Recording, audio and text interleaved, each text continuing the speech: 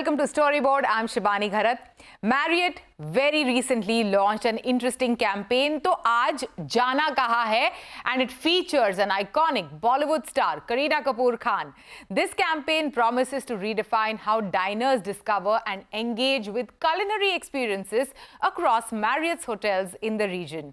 We caught up with Khushnuma Kapadia, Vice President Marketing South Asia at Marriott International, to find out how the brand focuses now about blending technology, storytelling and hospitality. And she also spoke about the key trends in the hospitality sector, what is shaping Marriott's marketing strategy in the region, and much more.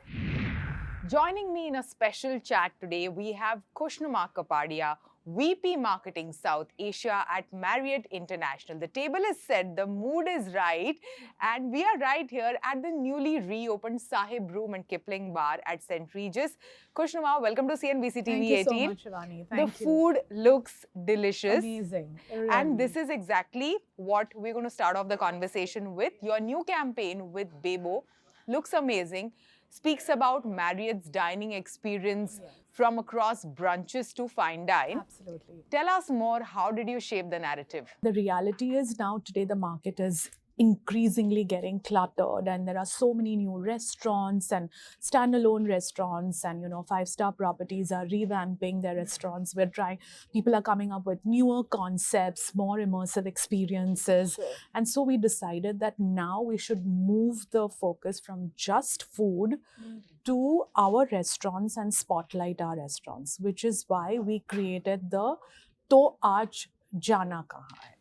Jana Kahan Hai. And that's how the whole trajectory and the transition of the campaign started, as an idea and as a concept. Sure. And then, in India, it's really important to get a very visual and a very visible endorsement from someone who really resonates, That's right. with food, and is someone who's hearty and someone who comes across as an individual that is not really faking it, right? Yeah. Someone Who who's enjoys really food. And authentic. she's Correct. She speaks about She it. speaks about it, and she embodies that value in terms of how much she enjoys, food. And we really appreciate that level of authenticity and that level of realism. That's So right. it wasn't just about having a celebrity face endorse it, because everybody can do that, and the idea was never that. The idea was to have someone who's very much, present in the visual space, who people identify with,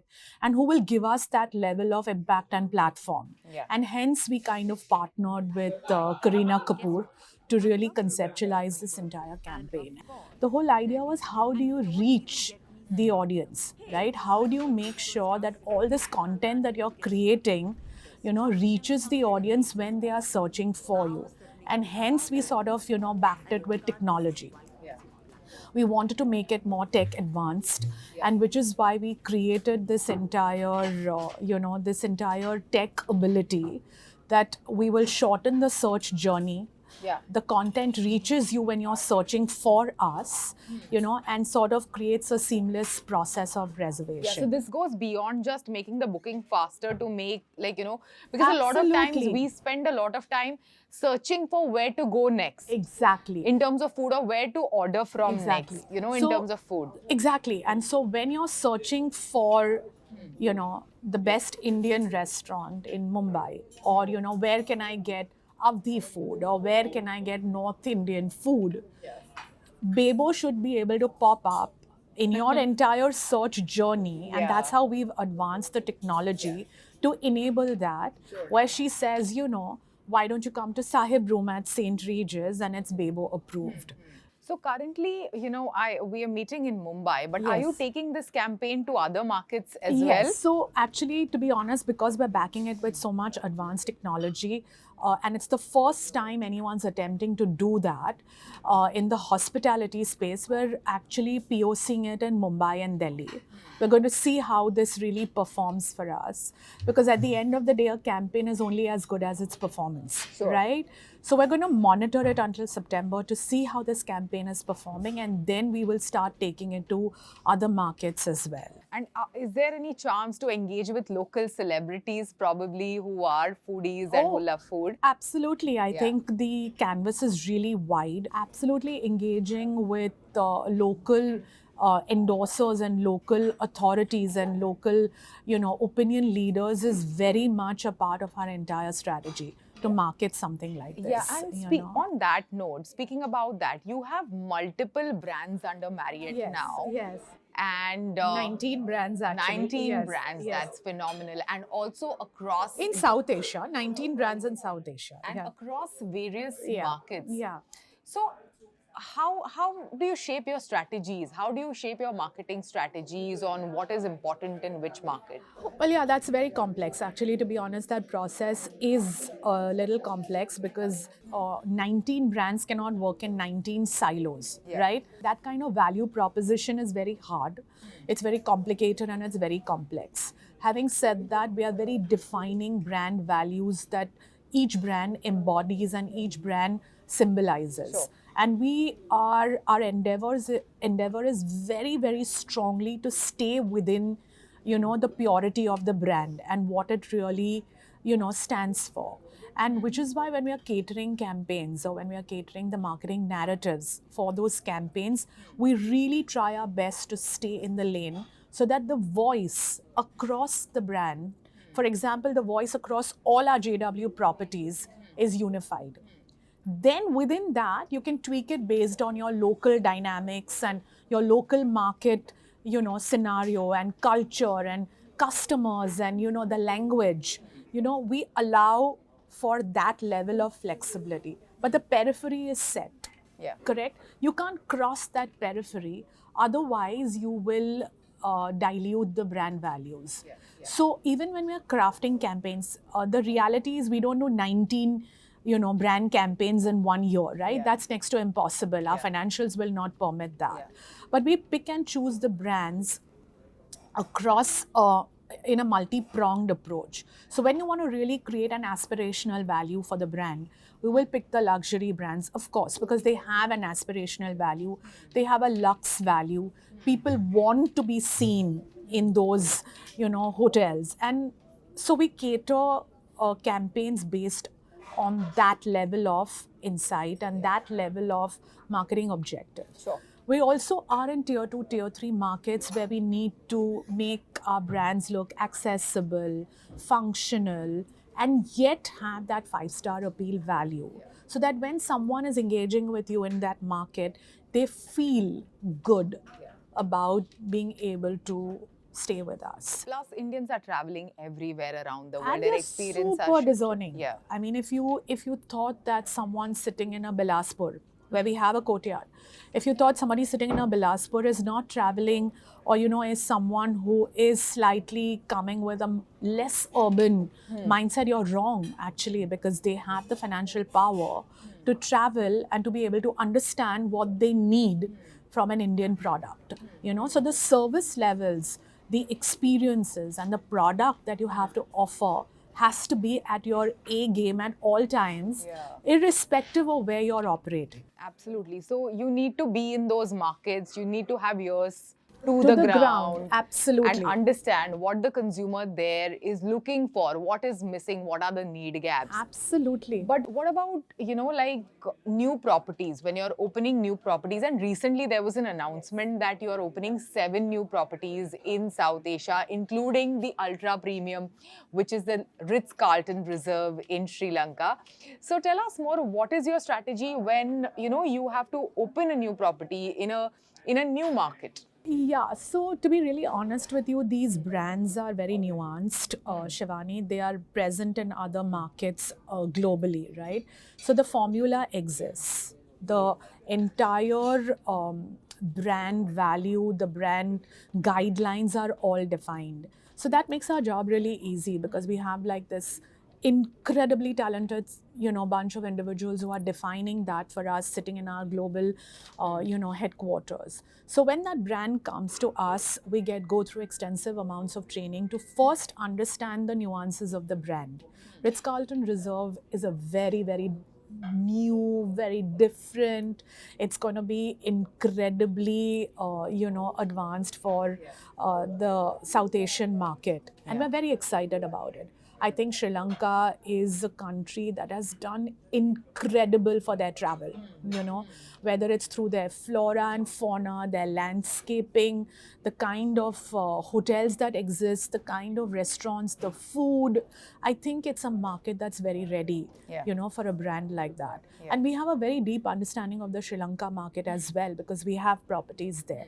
So the whole challenge will be to take the nuances of the brand, create very intimate storytelling around that brand, because obviously it needs a high level of personalization with the kind of premium that the brand will command in that market. So our entire marketing strategy has to revolve around very immersive storytelling. Yeah. So, interestingly, in one of the conversations that I've had with a coffee chain, like this particular CEO pointed out that Indians are not price conscious, they are value conscious. Correct. So, for this value conscious Indian consumer, how do you as a marketer, market some of these premium experiences that you're bringing with Marriott? Yeah, well, it's a double-edged sword, according to me. I think I wouldn't completely eliminate the Indian consumer from the price points, and from the price consciousness. But I do agree that for the price that you spend, everybody wants 5x value, correct? And we do that with the experiences that we, create and we curate. Like we do a beautiful, experience in the Ganga Aarti in the Western Himalayas. And we realize people will pay for it. It's spiritual, it's immersive. It's exactly what people want when they go to the Himalayas or when they go to spiritual centers. JW Mussoorie has crafted experiences that are incredible. They do an entire picnic by the lake. So you hike, up to a mountain, and then they actually set up an entire picnic. They set tables inside that stream of water. So your feet are inside the water and you're being served, I mean, according to me, who wouldn't want to pay for an experience like that? Because it's so curated. You're not going to get that normally, right? So our endeavor, we do desert safaris. So like Marriott Jaisalmer, do desert safaris, and then they create the entire restaurant concept over there inside the desert. It's operationally very complicated, but we take up the challenge, That's the kind of value we want to drive for the price that we command, right? You can have a cappuccino that might be priced expensive in a hotel, but that should be the best cappuccino you've ever had, and then you wouldn't mind paying that 300 rupees for the cappuccino. Yeah, so everything from here on, the focus is going to be not just about, speaking about the property, but what will you get at the property, whether it's the specialty restaurants, whether it is your spa experiences or any other form of experiences. Is that what you're saying? So, 20 years back when 5-star hotels were just about, Taj always existed, of course, but the international chains were getting into the market.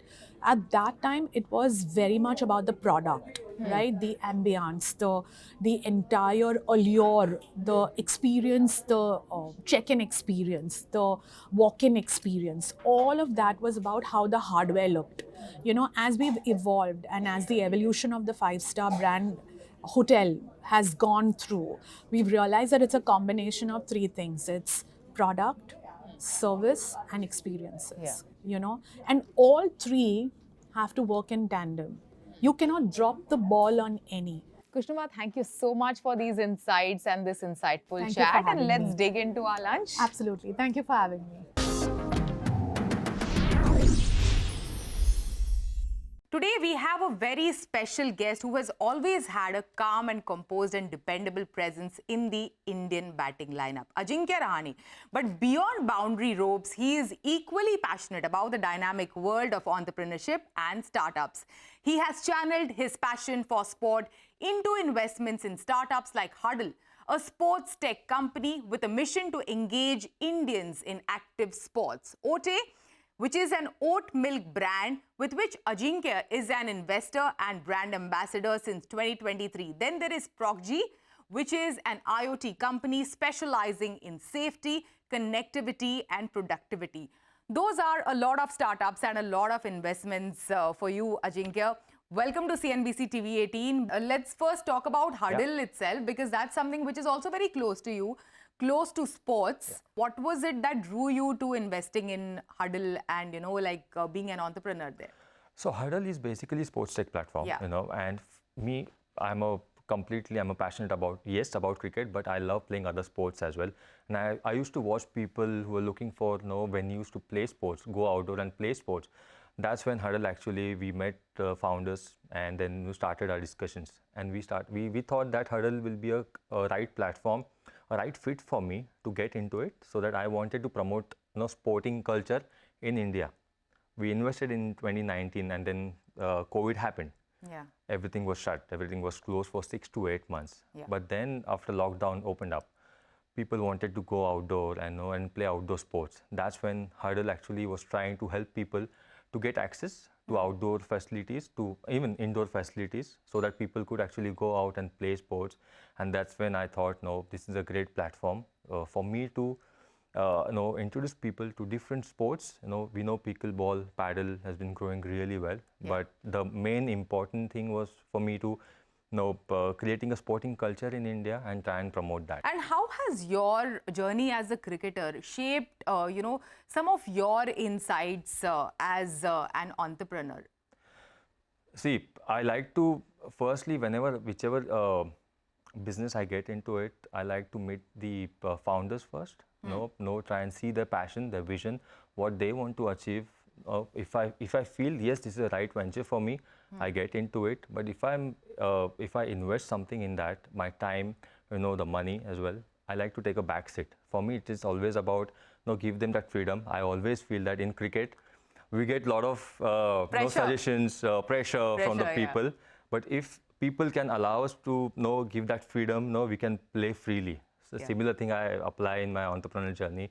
I give freedom to our founders, but wherever I feel like I should jump in, I try to be as frank as possible with them and share my opinions. Yeah, so let the leaders be. And one of the great leadership skill that you demonstrated was during the Border Gavaskar Trophy in Australia.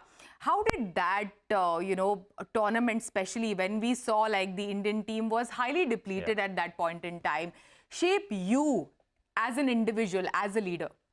That tournament, I thought that series was something really special. For me, preparation is really important going into any series. I remember we'll talk about cricket now, going into Australia, we were in Dubai, playing IPL. And I got to know that I will be the captain after first test match. I thought, let me just study myself, try and make some notes. I always make the notes before any series, and I had 2-3 plans before going into Australia, and that plan came together really well. It was always about playing with freedom. As a captain, allow my players to give that freedom, open everything. I mean, they can talk with me about their personal and professional life. On and off the field, they can share everything with me. So it was always about that, being a leader, giving them that platform to express themselves. Try and motivate them, and also give them that freedom. Whenever we are on the field, just I told them that go out there and back yourself, back your game. Moving back to your entrepreneurial journey, ProcG, IoT solutions, what attracted you to invest in ProcG? So my friends, when they told me about ProcG, and ProcG is about making helmets, smarter helmets. It is very easier, safer, and also it's connected. As I mentioned, gadgets, helmets, it's all connected. You can talk to people wearing those helmets. It's safer and also makes people's job very easier. Because when we see people wearing those helmets when they are working in the refineries, mines, the safety protocols are really important. And I thought these helmets provides that safety. People can connect with each other, and also it has oxygen levels. It has your BP levels. People can monitor sitting in the closed area, and they can monitor your oxygen level and everything. So I thought, from safety point of view, ProcG was perfect for me, and that's what my friend told me. And I thought, no, this is a great venture for me to get into it. Yeah, and apart from that, there is also an agri-tech startup that you're invested in. What attracted you to agriculture? Because we see, like, Bollywood stars and cricketers typically interested in, like, high glam, high, consumer-focused Yeah. startups. So why agri-tech at all? See, I'll tell you, I am into my entrepreneurial journey, and in business, returns are really important. Yeah. I have invested in a couple of the ventures where returns are really high, Yeah. and I'm really happy for that. But agriculture is something really close to my heart. I come from an agriculture family. I've seen my grandparents working in the farms and how difficult it is. I thought if I can contribute something to this sector, to the farmers, their lives, that will be really grateful. So that effort actually started from 2016 and 17. I used to help farmers from my own capacity, and I thought if I can channelize that in a proper way, with the organization, if they can help me. So I have tied up with MCCIA. They are helping me. Their Director General Prashant Girbane, Vikram, my close friend Vikram Sathe, and Amit Paranjpe, they've been helping me a lot, connecting to agri-tech sectors, and we are trying to help farmers directly. And recently we have invested, I've invested in Krushak Mitra as well, but recently we have invested in Cane Bot. So through me, there are other people who join me raising the funds, which directly go to the farmers, so that the farmers' lives can be beneficial. So this sector is always about getting an impact, creating an impact. We are not looking for returns. Yes, returns are important, but it's more of an impact. So that brings me to a very crucial question. How do you decide, what do you want to invest in as an entrepreneur? As I said, for me, agriculture sector is always about making an impact. Other sectors, making money. As simple as that. As simple as that. I'm not going to lie. So are there any more making an impact sectors that you're looking forward to, and making money sectors that you're looking forward to? My team is obviously working hard with all the sectors, all the ventures, but we pick and choose. I've invested in OT as well, which is again a very healthy sector, healthier way. I've tried oat milk in New Zealand in 2014 and 15, and I really liked it. And this brand called OT, they were starting this oat milk, millet milk brand in India, and I thought this is a perfect thing to promote it. Which has vitamins and minerals and very healthy. Being a sportsman, we got to stay really healthy, and fit. So I thought if I can promote this Indian local brand, why not? Something that you're also passionate about is what you look forward to. Having said that, before we go, Ajinkya, I would like to ask you, what would be your tip to the first-time founders who are setting up their business? Since you speak to so many of them and you're actively investing in many of these companies, what would be your tip? I'll tell you, in cricket, analogy is that, now IPL has started. Everyone wants to play IPL. Everyone wants to be successful. But it's not easy at all. We only see the success story, but we don't see people who are not getting successful. The founders, I feel, you should not think about the returns and the outcomes, or you got to build your venture or start up a unicorn. You have to go step by step. I think firstly you got to be really passionate, resilient. That's what I learned in cricket, and also your attitude towards your venture is really important. Great tip. Thank you so much. Thanks for joining us today. Thank you so much. Thank you.